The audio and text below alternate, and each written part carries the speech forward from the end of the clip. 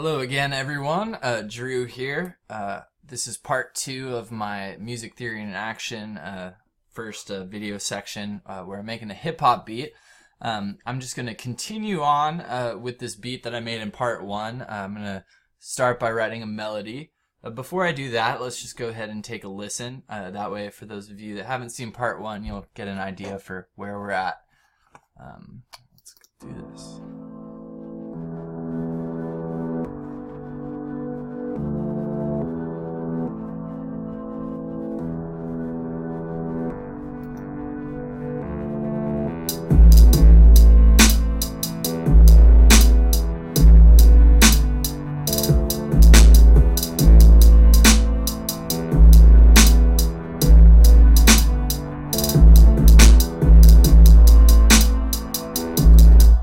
Pretty cool. Now, one thing you may have heard that should not be there in the beginning, I don't know if you caught this, but we hear this pop sound. It's like, Now, what's happening there is from this reverse chord effect that we made, we chopped up audio, and that audio is going from having level to instantly not having level. And for whatever reason, it's kind of strange, but when we do that, without doing a fade, we'll get that slight pop sound. Now, it's good to identify those because sometimes they'll be a little buried in the mix, but we definitely don't want that in there. All right, so again, I'm going to hit F to access my fade tool. You could do that by clicking up here and just selecting your fade tool. Now, what I'm going to do is I'm going to create crossfades by dragging in between each of these MIDI clips. Now, since this section loops, I could just have copied that over, but I'm almost done. So. Now, if you get one that's too long, you can grab the edge of it. Now I'm going to add a fade at the end and one in the beginning. Now, this will sort of make the audio sound like it's ducting a little bit, like going lower and then higher during these changes, but that should be okay because, again, this is an additional sort of layer. Weird. Still get the pops there. All right, so if I want to get rid of fades, I could grab all of these, hit my fade tool, control click, remove fade, and I have removed only part of these fades. All right, so remove.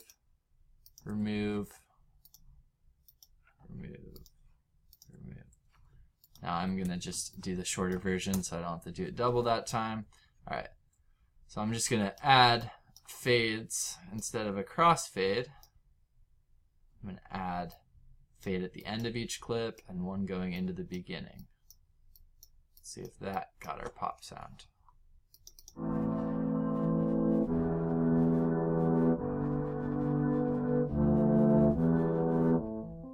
Perfect. Didn't hear the pops there. That was what I was going for, so I'm going to copy this over. Now, this other section of the song, I'm just going to get rid of that. And move this one with the fades over. All right, cool. So now we're ready to write a melody. I'm surprised I didn't catch that in part 1, but it's always a good thing about coming back to your work. You'll notice things with fresh ears that you won't notice when you're in the production mode in the middle of writing. All right, so I'm going to loop the first 4 bars of this hook section, and I'm going to write a melody. So to come up with that melody, I need to choose a melodic instrument or something to write a melody on. So I'm going to create a software instrument, an empty channel strip. It's not going to have any bus routing. Go over here to synthesizer. Let's go to synthesizer plucked. How about space mandolin? Sounds pretty cool. All right, to hear what this sounds like, if you don't have a MIDI keyboard plugged in and are just working from a laptop or your computer in the box, you can create a MIDI clip right here, and then you can double click, and this will be how we can hear the sound. Now, we're in the key of A minor, so I'm going to use A as my first note. It's pretty standard, and let's hear this.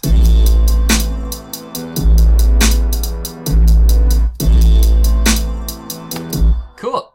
Now, I'm going to use the white keys again. Our scale A minor was all these white keys. sounds kind of hectic. And subsequently, every chord we wrote with the key of A minor are only using notes from the scale or these white keys. So if we want to write notes that ring with the notes that we use to write chords, we're going to use the same scale. If we wanted the opposite of that, like a note to sound very dissonant or to stand out like it doesn't belong at all, we would just do the opposite. We would add a note that wasn't from the scale. All right. So now I'm just going to write something. I'll loop this, and I like to basically loop a measure and add notes and then change them as I would like. So here we go. And again, I'm going to use white keys. So now I have... Cool. I'm going to put a note lower. Cool. Now I'm going to go to a 8-bar section. 8 quarter notes, 2 measures. Sorry for my misspeaking. All right, this F-E little motif, I'm going to put in the same spot the next measure. Now this A, instead of putting it on the downbeat, because again, our kick and 808 are happening on this second 8th note, I'm going to put the A there. Let's hear this.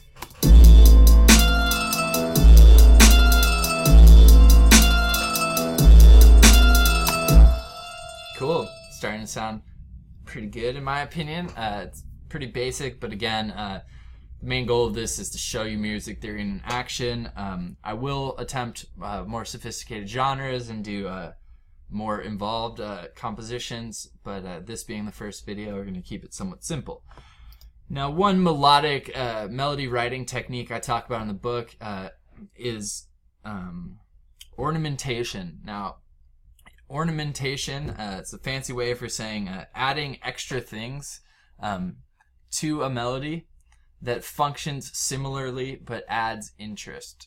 So I'm going to do an ornamentation on the second A note, which basically means I'm going to have the notes happen in the same spot, but instead of just being A, I'm going to add some other notes that still function the same way but add some interest.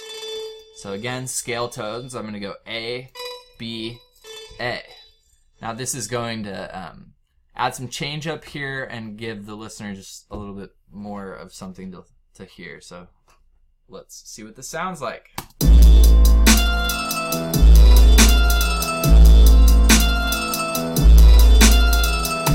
Nice. It's coming along. I'm going to grab these and duplicate them. Now I could just loop that MIDI sequence, but I actually want to edit the ending of this phrase to give it yet even more diversity. So one example, just thematically, let me explain what I'm doing. So at the end of the 4-bar section, we're descending down the scale. Now, I could do the same thing, but descend further. Let's do that on an 8th note.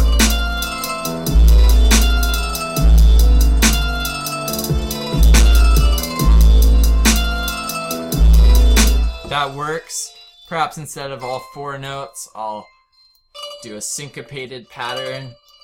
Syncopation is the idea of displacing the downbeat. You could say that we added a feeling of syncopation with what our kick and 8th note in this melody are doing, starting on an offbeat. Up here, this is essentially a quarter note triplet. Very common rhythm. I love doing these. It's essentially 1 8th note, and then on the 4th 16th note, 1 E and what we would say we'll have a note, and then the following and 1 E and 2 E and. There we go. Said that a little jumbled. Don't worry. I'm confident that the more I do these videos, the less awkward I will feel while talking on camera, and the less mistakes I will make. Words I will jumble. Let's see. May happen, may take a while, just like my production chops took a while to get smooth with. Let's hear this.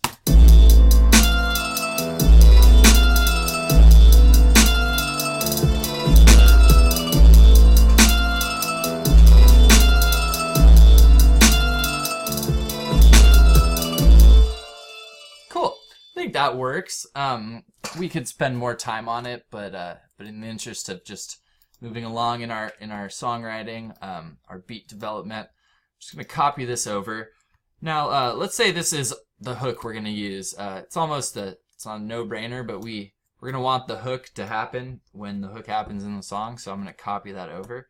I'm going to show you how we can maybe use some automation and some cool techniques to incorporate that melody somewhere else in the song.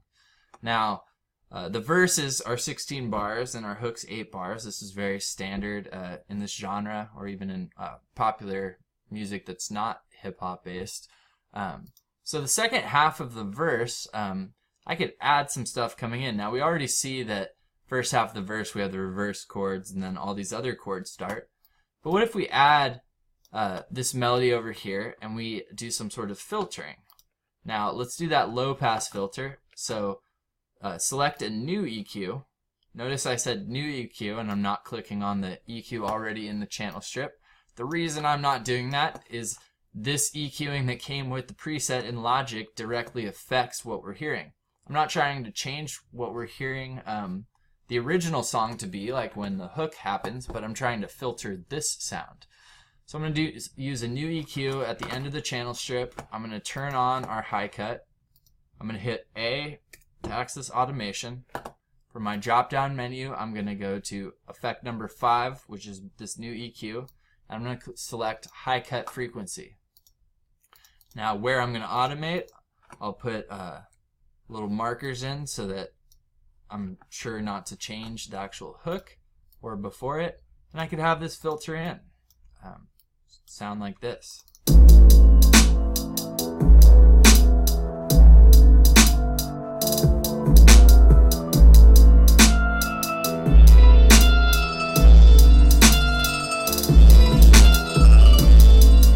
Alright, you get the idea. It sounds like it's coming from far away or like beneath something and rising to the surface of the mix. It's kind of cool. It functions like an uplifter. So an uplifter is usually like a white noise or a pitch that goes up that producers will use to add tension and to signal a section changing into the next. I'll show you how we could create a reverse effect that does a similar thing. Now, from hearing this, I thought it could be kind of cool to put that down an octave. Let's hear what that would sound like. So I'm going to select the A and I'm going to drag it down an octave. In other words, drag the A down to the next A below it. Let's hear this.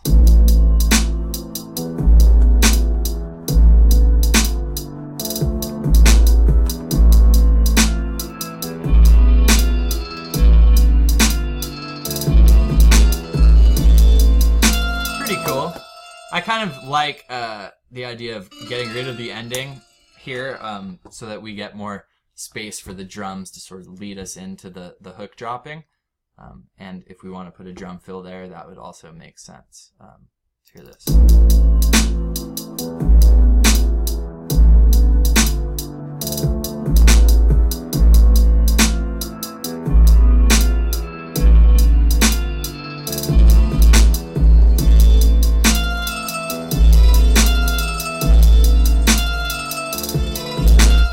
Cool.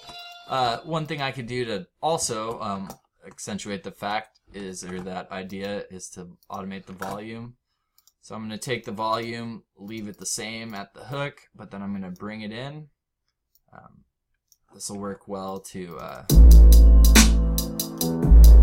add to the build-up effect.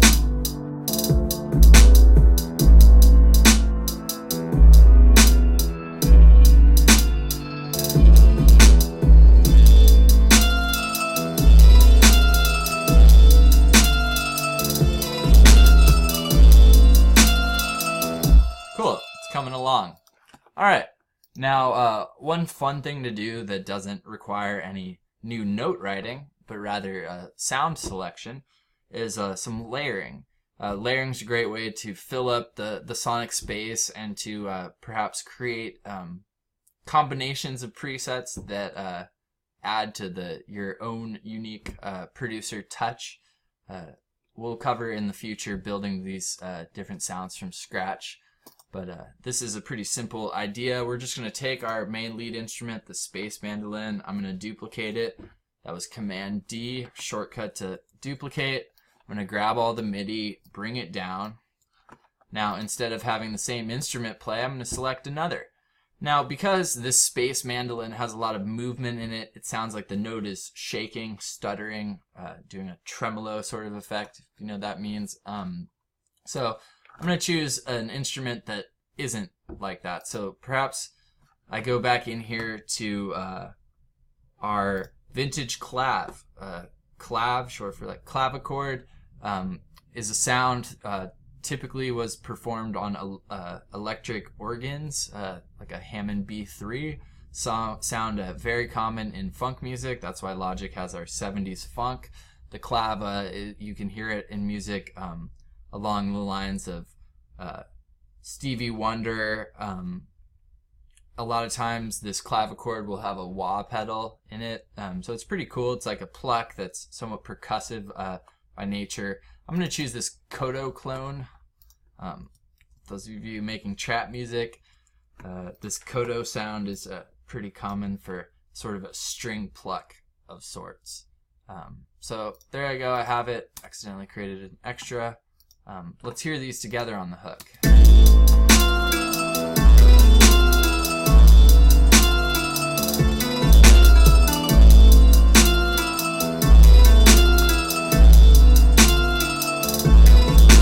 Cool. So you can kind of hear that adds some support on that the pluck sort of area of the sound. It's more up front. Now let's talk about mixing these two together. Perhaps with my space mandolin, let's look at this delay and let's see what we're going here. Our pan is wide, so our pan I'm going to add plus, let's see, 40%.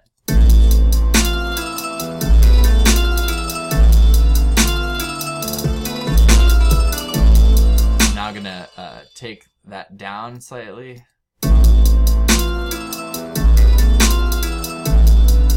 Mash it up.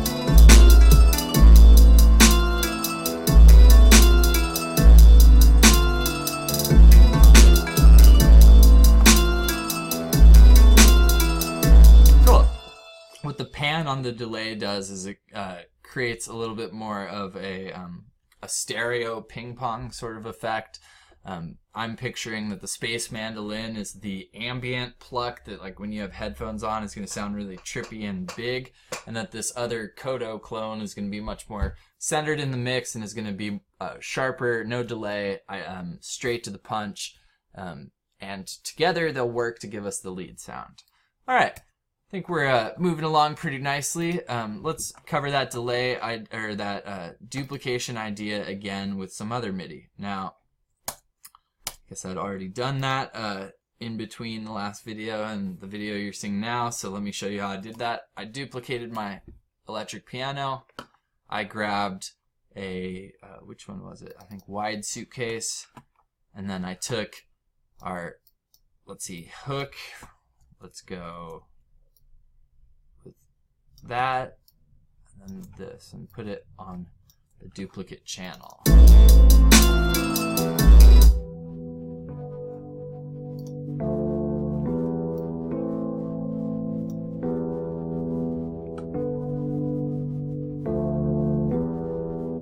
Cool. You can kind of hear that adds like a bell sound to the piano. I think it just gives us some development with the actual tone of our beat.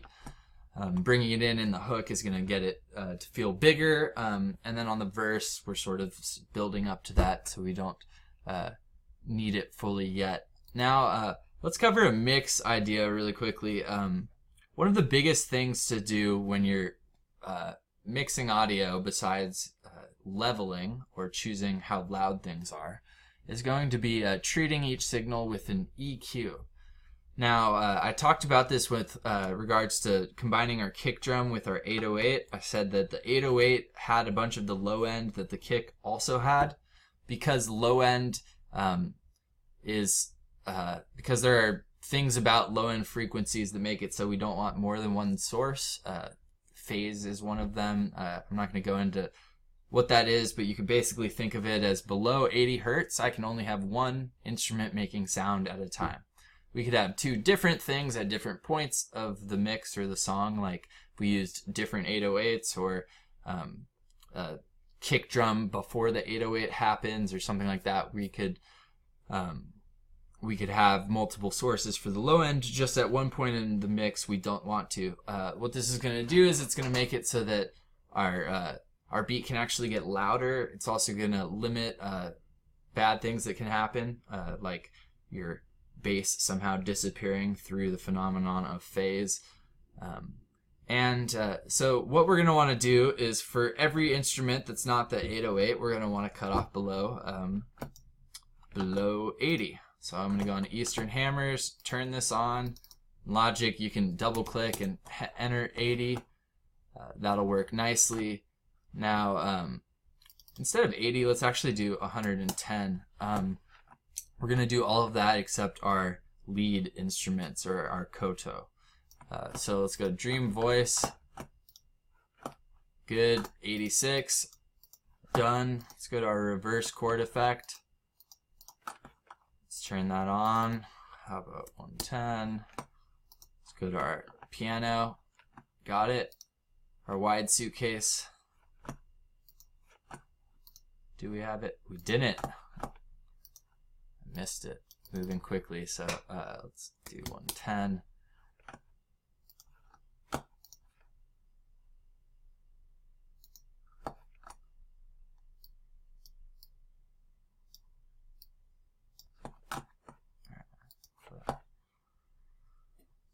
That will work. All right, let's go to our Koto. I'm going to drop this more like 80. Space mandolin, I'm going to drop a little sooner. 114. All right, now from doing that, it's instantly going to be a little bit easier to hear sounds because we're not overloading our master strip with a lot of low-end rumble frequencies. Let's hear what that sounds like.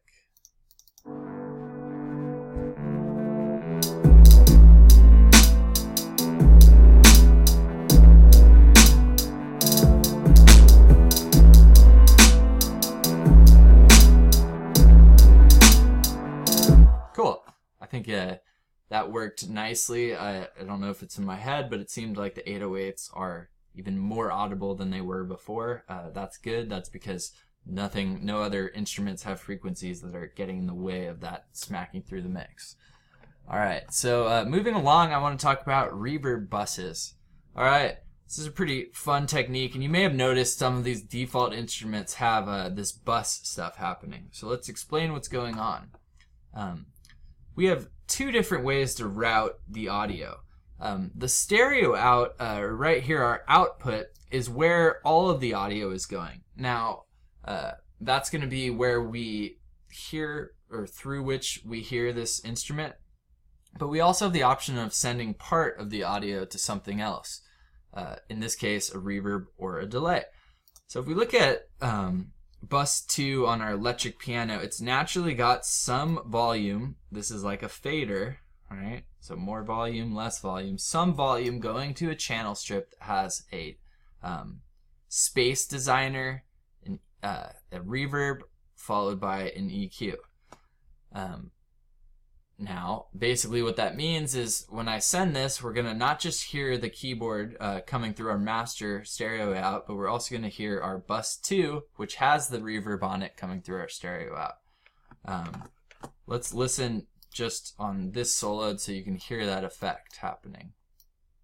All right, tons of reverb, a little reverb. All right. Logic's built-in reverb buses are pretty cool. Feel free to use them. There's nothing wrong with that, especially while you're getting going. I'm going to reset this and just show you how you could create your own. One thing I like to do that's different than Logic's, I like to put an EQ. I like to put a low cut. Even if we wanted to have reverb, let's say on our 808, we're definitely going to want to cut off beneath like 110.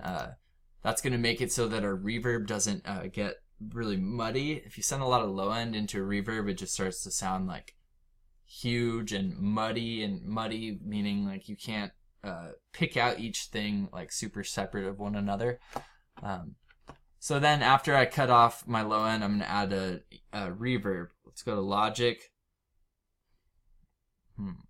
Platinum sounds nice. Let's use the platinum verb. Now, for this, I'm just going to use a big room. You'll know the sound when we hear it, but the sound of like modern trap music is very much like a giant reverb on a lot of things, and mainly the snare. So now my bus 2 is going to this big room reverb. Let's hear that. Oh, we don't hear much. I wonder why. Let's go to this. Oh, here we go. Now, the output that was default on this big room preset has our dry at 0, which is good. That's what we want. The terminology dry and wet on plugins basically means the signal before you add reverb on it and the signal after you add reverb on it. Our dry, we're already hearing a dry signal coming through the stereo out. We want to hear 100% wet signal coming out of our bus. We're only using our bus for the reverb, so we don't need to hear the original sound as it exists without the reverb in this channel. So let's hear that. You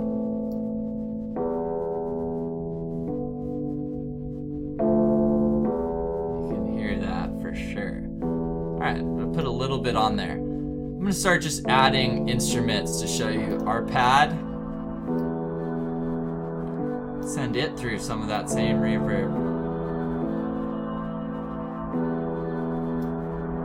Now I'd said we're using this dream voice for the like ambiance or the like giant space, so it having more reverb than other things makes a lot of sense.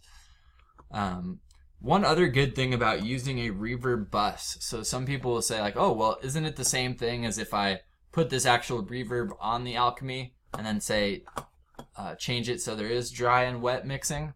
That is a useful technique for reverbs that you're trying to apply to just one signal.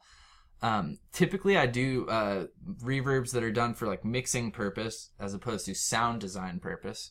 So if I want to create like an effect that has some trippy reverb that's only going to be used on that instrument at one point in a song, I might do it on the actual strip. For all other reverbs that I'm using for the purpose of mixing, I'm using buses to do so. That benefits me in a couple ways. One, I have volume control over the volume of that actual bus. So if we were using a delay, that's really important. I can actually automate this fader to come in or out, or I can have some mix control that's easier than going into the plugin. Another reason is so that I can send multiple signals to the same place. This is important for a few reasons. One, again, playing back to how music is perceived in our brains, sound in general tells our brains a lot about the environments we're in. If you are in a giant hall, you'll know it's a giant hall because of the reverb that is naturally happening. When you talk to someone else, your brain is actually making calculations on how much you're hearing those walls bounce off. The sound of those walls, whether they're made of marble or metal or rock, will change the tone of the reverb you're hearing back or what frequencies bounce off. The longer it takes a reverb to get back to your ear, the bigger the space your ear will associate it with it being. Imagine being in a bathtub with crazy reverb and you're talking. It's almost like the reverb's as loud as the vocal and happening quickly because signaling it's a small space. All right, so that's one reason. Another reason to send these both to multiple signals is because if our brain is to make the assumption or hear these instruments as being meant to come together, having them participate in the same, albeit digital space, but a space nonetheless, is gonna smooth them out. So if I have all of these different instruments that are coming out of my computer and there's no reverb or space sound to tie those together, a lot of times we'll get a sort of unnatural sound, very, very staccato or like sharp cutting between things. Sometimes we want that, sometimes we don't. I think there's a purpose probably for everything you could imagine writing in music. Should someone, a client or an artist, ask you for a sound, it's always better to be able to oblige than to not. So moving on, I'm going to add this reverb bus to our arpeggio. I'm going to listen and choose how much to have in here.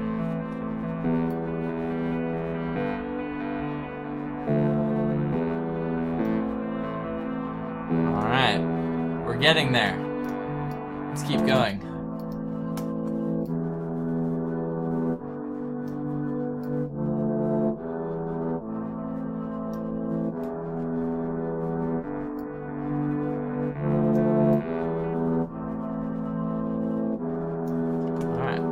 Cool. Let's go over to where our drums come in, and let's add some of our drum sounds.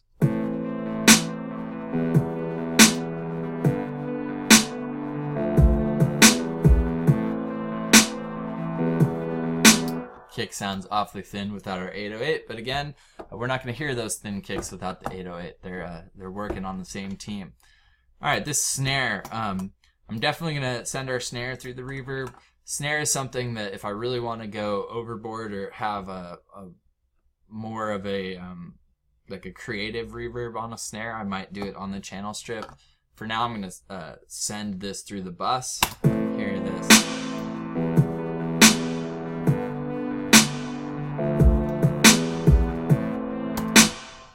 Probably know where we're going with this. Our hi-hat.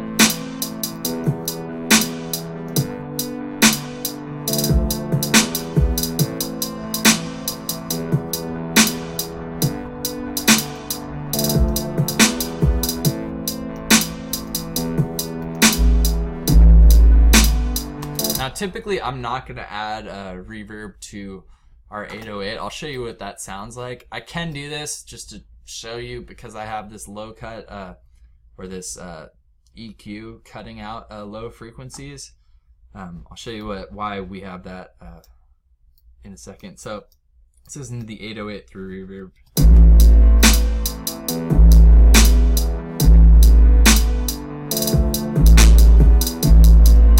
I think the reverb definitely is useful at some times. I would say it makes the 808 smoother or not like come through and smack you in the face. But in this style of music, typically we want the 808 to come through and smack you in the face. So almost having reverb on this other stuff and not on the 808 and doing the side chaining that we've already done, like you'll get the impact of that more, which is what we want. All right, let's solo these instruments and hear it now.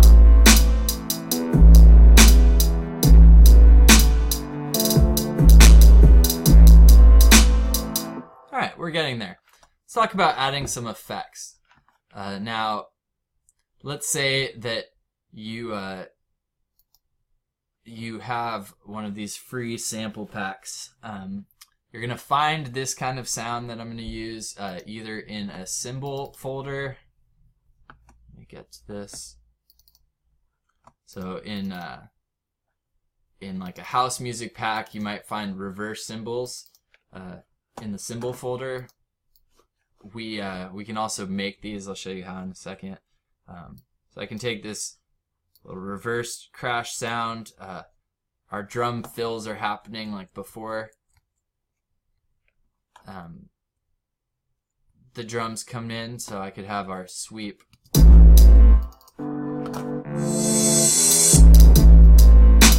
Alright. Left it loud so you can definitely notice that. Here it is again. Alright.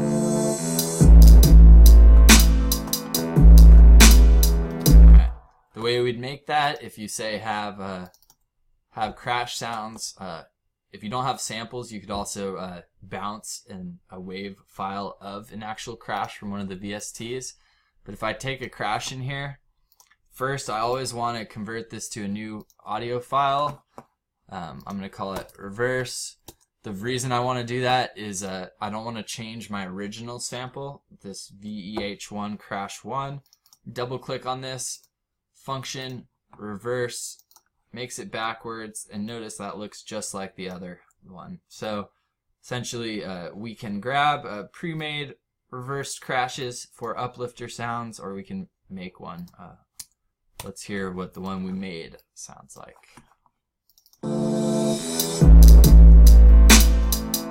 Almost like it more. All right, cool. So we could use that kind of sound when we're going into sections. So perhaps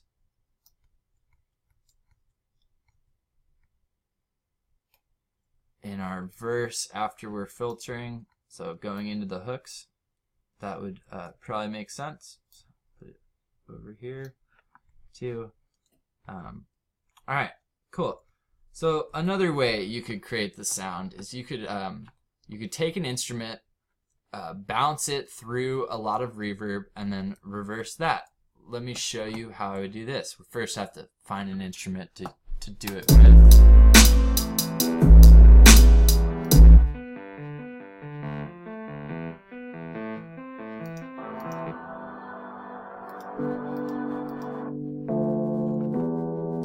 Cool. I'm going to take one of these notes over, copy it over to the end. I'm going to get rid of all but one chord. I'm going to make it loud. I'm going to, for the time being, put a reverb on the electric piano. Let's go with Live Club.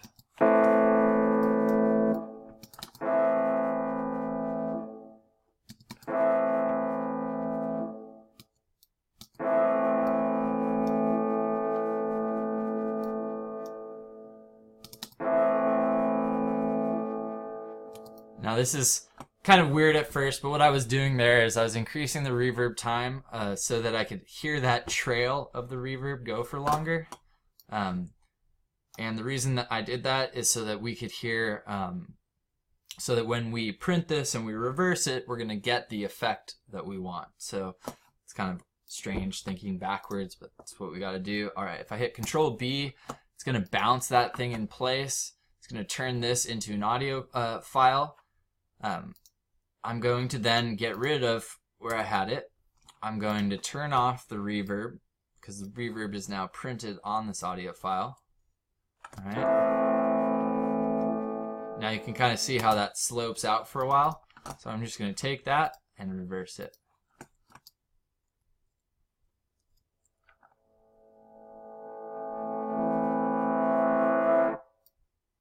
All right.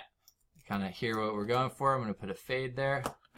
Now this could essentially work with our actual crash sound. So I'll take these and line up the ends of them. One way I could do that. So we're ending on the 4th quarter note, so I can do that. Let's hear these.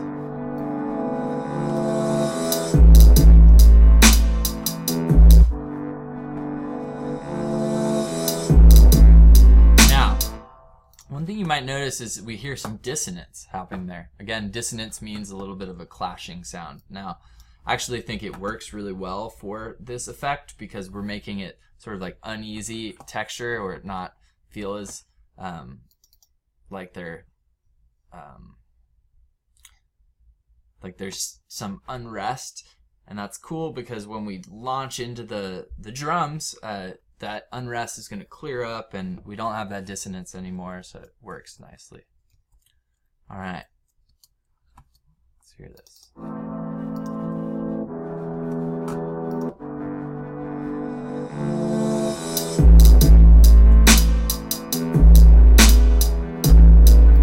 So maybe a little less reverb on our snare. Cool. Doing well. All right. In the interest of time, I think I'm going to leave it here. In the next video, I will continue polishing this up. I'll probably do one more section, and then I'm going to try to do a new genre. So if you have any questions on this, feel free to email me. It's drusound@gmail.com. I'd be honored if you would get my textbook, show your support, or give me a subscribe. Send me a genre that you'd like me to cover. Till next time, peace.